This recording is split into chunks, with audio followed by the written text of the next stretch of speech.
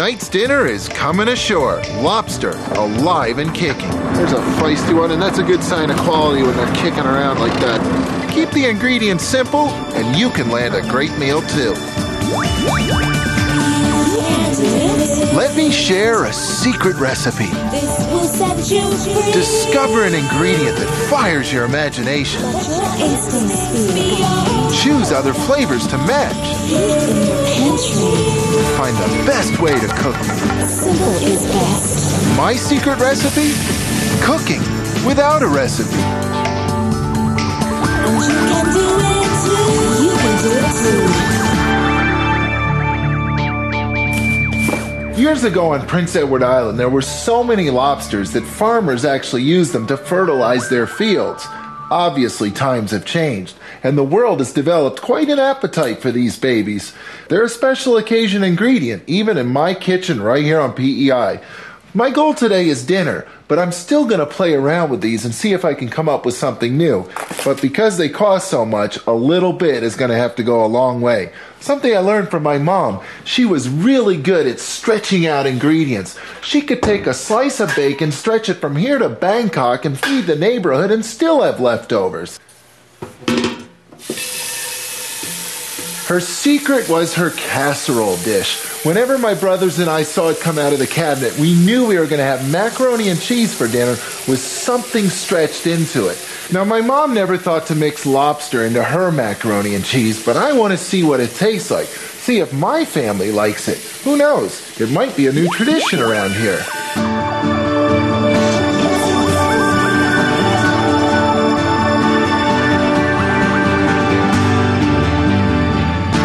So my first step is to cook off my pasta. And while I wait, I better get these lobsters started. Now, my favorite way to cook a lobster is to steam it, and it doesn't take very much water to steam a lobster. Just an inch or two in the bottom of the biggest pot you own will do the job in a snap. Steaming a lobster is a much better idea than boiling a lobster. When you steam it, you basically keep all the flavor in the lobster. When you boil it, it all tends to leach out into the water that you're using to cook the lobster. So when you're pulling the rubber bands off, it's a good idea to cross the claws, and that way the lobster can't bite you when you remove the rubber band. Key point. Believe me, I've been bitten by a few lobsters.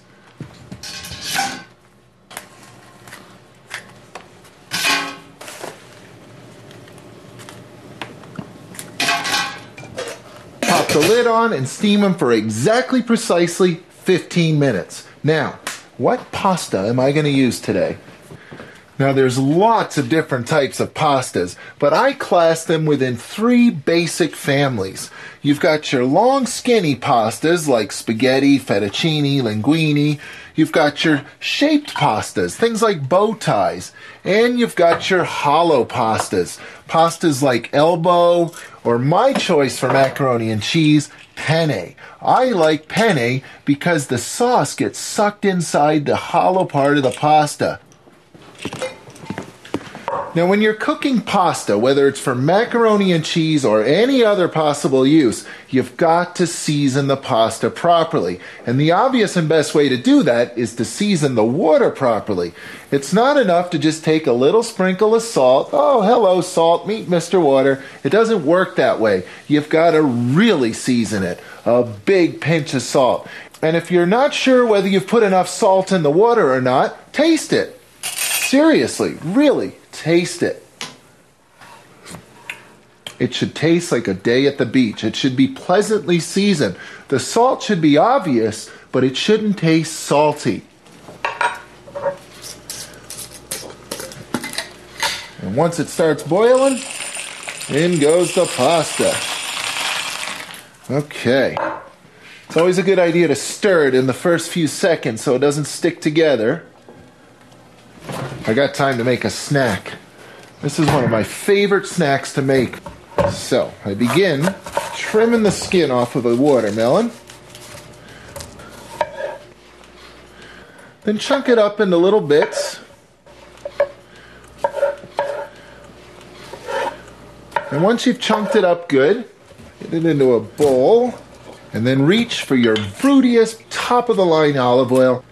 Don't be tentative. Lots of good olive oil. And then a little bit of salt and pepper. Lots of pepper. In fact, the pepper is one of the keys to why this works. It's the beautiful sweet fruitiness of the watermelon, the rich body of a good fruity olive oil, the salt to enhance all those flavors, and the sharpness of the pepper.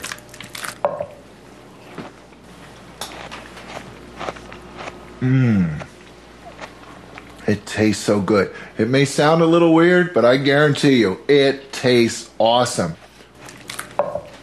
My pasta's still got a few minutes to go, but those lobsters are definitely done. I better get them out of that pot so they can start cooling down so I can start breaking them apart.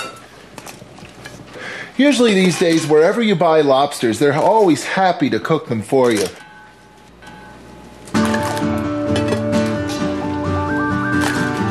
Dinner is shaping up pretty nicely.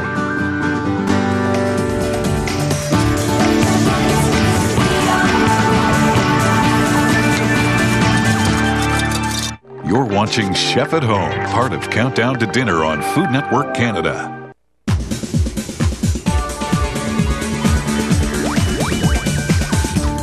Lobster's a special occasion ingredient, but I still like to play with it. Today I'm making a little bit go a long way by stretching it out into several dishes, including a classic macaroni and cheese. And I'm keeping track because I think I've got a winner on my hands. I steamed the lobster for 15 minutes, just long enough to cook it through. I chose hollow penne pasta because it will hold lots of sauce inside. Macaroni and cheese is one of the simplest possible dishes you could ever make. It really, really is easy to make. It has basically three parts. The pasta, the macaroni, same thing. The sauce, a cheese sauce, and then whatever else for flavor you want to stir into it. Now, to start the cheese sauce, the first thing you have to make is what's known as a roux. But believe me, it's actually a lot easier to make than it sounds. So you begin with some butter.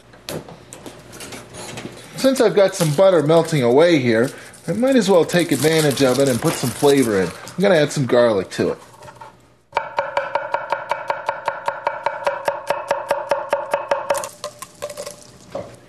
If you try to put flour directly into any liquid, it always gets lumpy. So by dissolving the flour first in the butter, it smooths its way into the liquid and you don't get the lumps.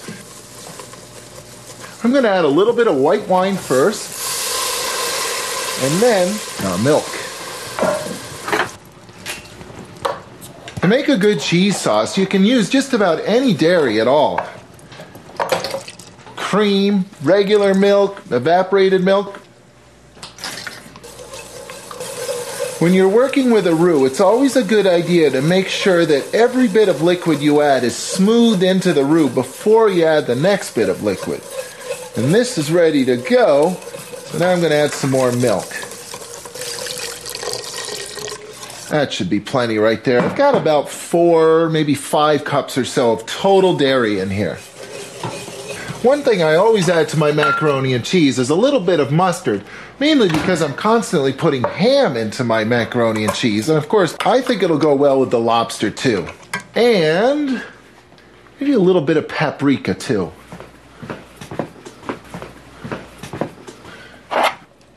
The paprika gives it a nice pink color. It's going to match the lobster color perfectly. Now, in order for the flour to do its job, the milk has to heat up. The flour is going to swell up and absorb all the liquid around it, and that happens best when everything's hot. So while I wait for that to happen, I better get the cheeses ready. You can use lots of different cheeses in a cheese sauce to make macaroni and cheese. I prefer sharper, more flavorful cheeses like white cheddar. Here we go. That's a lot of cheese. In it goes. Now, if I had just stirred melted cheese into hot milk, the cheese would have curdled a bit and I would have a pot full of lumps right now. That's why I took the time to make a quick roux with the butter and flour. All right, let me see how it tastes. Very nice. Very cheesy. And the mustard, a nice kick there. Not too much, just a nice balance to the richness of the cheese. At this point, it's time to stir the pasta in. Now I cooked the pasta slightly underdone. This pasta is going to cook a bit more when I put this whole thing into the oven later. Boy, that's going to be tough to stir in there. Okay, let me see. Here we go. Advanced stirring skills. Don't want to knock any of that pasta out onto the stove. There we go. By wearing gloves, my hands are protected because lobsters are very sharp. All around here is all these points that can tear into your hands. So, first thing I do when I'm cleaning a pile of lobsters, I just separate it into their parts. Off come the claws. Put those in one bowl. Now when you're pulling the tail off, just hold on to the front end of the lobster, hold on to the back end, and just give it a twist like that, and off comes the tail. It's really simple.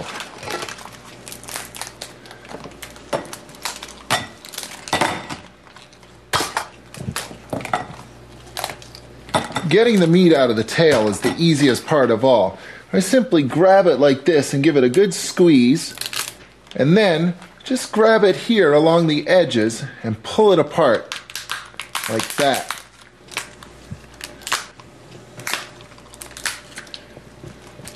Now for the claws, just loosen that back and forth until it comes off, leaving that piece still attached to the meat inside.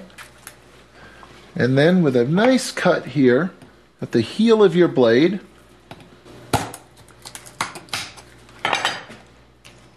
take that off without cutting into the actual meat. And then all you have to do is gently work that piece out. It usually sticks right about there. And out it comes. Beautiful. Full claw. The mark of a pro. Now this is how you open a lobster, but you should also think about how to buy a lobster.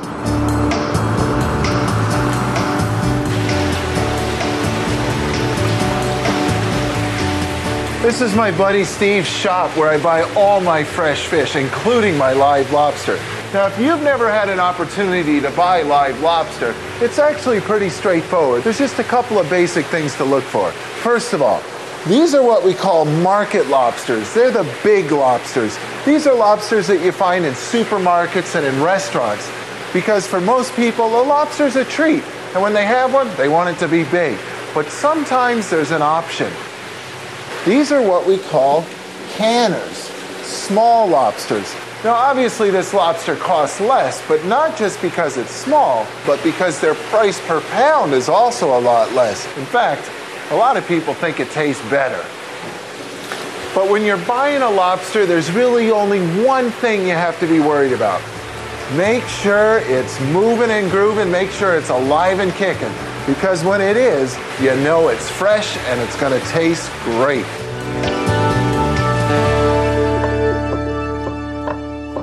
There's something decadent about chunking a whole lobster up. There we go. I'm going to take 1/3, 2 out of the 6 lobsters, and mix it right into my macaroni and cheese. And like my mom always says, a little bit goes a long way. Everybody's getting a chunk of lobster in their macaroni and cheese tonight. But I still have to figure out what to do with the rest of this lobster. That's going to be a stretch.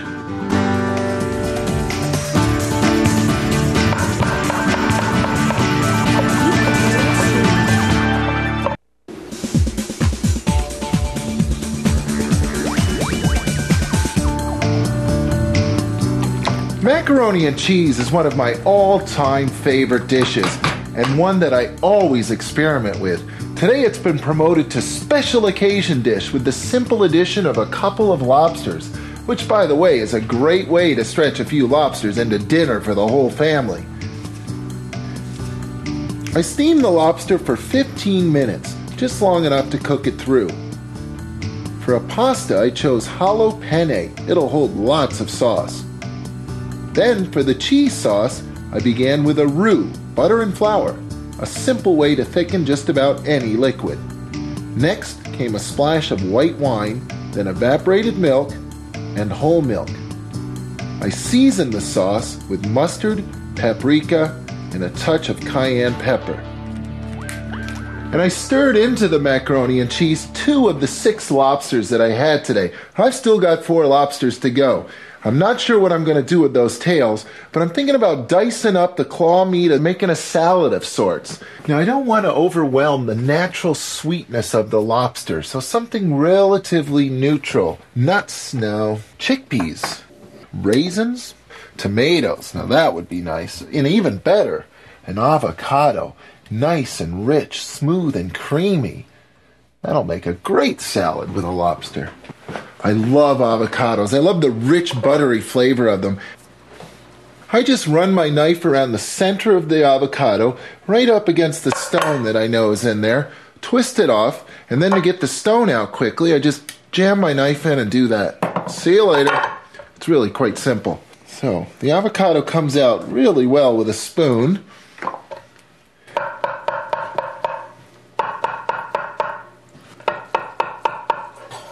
Avocado has such a nice, warm, buttery feeling. It's going to work nicely with the lobster. I'll just mix the claws together with the knuckle meat, and I know exactly what to add to this salad to jack up the flavor. There it is. My homemade cocktail sauce. It's an all-purpose condiment for all types of fish, and it's really simple to make. Begin with a large can of whole ripe tomatoes, several heaping spoonfuls of horseradish, add a small can of tomato paste, the zest and juice of 2 lemons, a generous splash of Worcestershire sauce, and as much hot sauce as you care to. Puree until slightly chunky, but not smooth.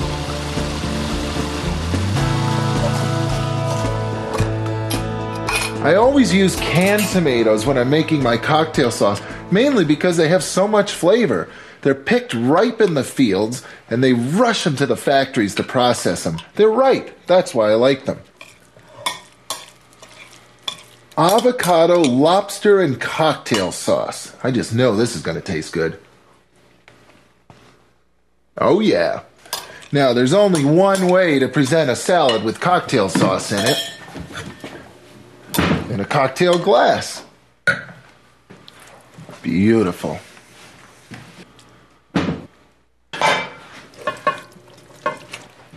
And I'm definitely going to have leftovers here. Even better. Now that's what I call a pile of macaroni and cheese.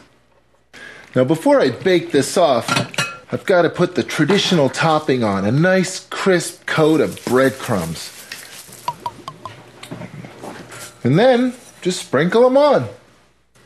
And just by sprinkling the tiniest bit of olive oil into the breadcrumbs, they'll crisp up so much easier because the oil's temperature will be really high. It'll brown them. It's almost like toasting them as they bake. My favorite part of macaroni and cheese, well, it used to be the breadcrumbs. I think today it's going to be the lobster, though. And now all I have to do is bake this off until those breadcrumbs are nice and crumbly and crisp, and the cheese sauce is bubbling away. And I finally know what I'm going to do with these lobster tails, too.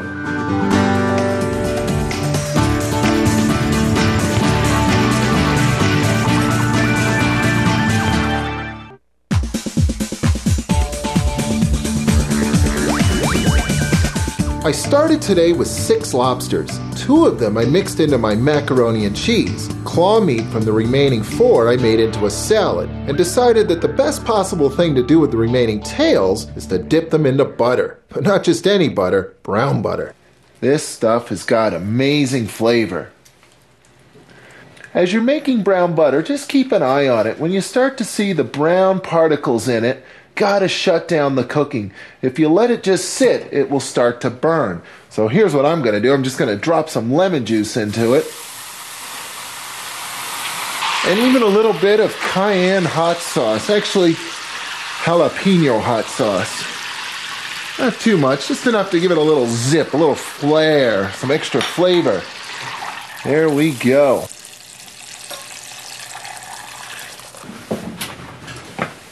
Oh, look at this stuff. Just look at that. Turned out amazing. Macaroni and cheese with lobster in it. This is going to be a hit. I just know it. I'm going to be making this again for sure.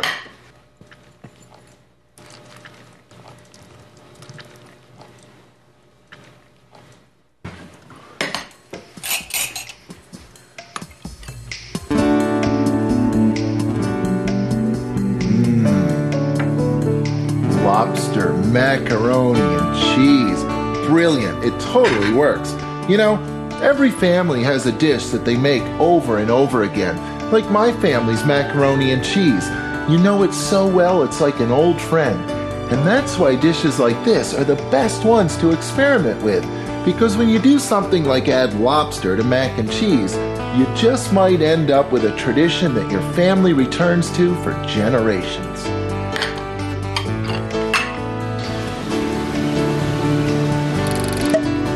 Wow, that's the fanciest macaroni and cheese I've ever had. Doesn't it feel luxurious? Lobster and macaroni and cheese? That's good. Not bad, huh? That's pretty straightforward, really. That was the last thing I figured out. I just could not come up with something to dip the lobsters into. I was thinking of all these crazy ideas, and then I realized, you know what? Stick to the best. It's really good. Wow, that's the best butter ever. The simpler the better.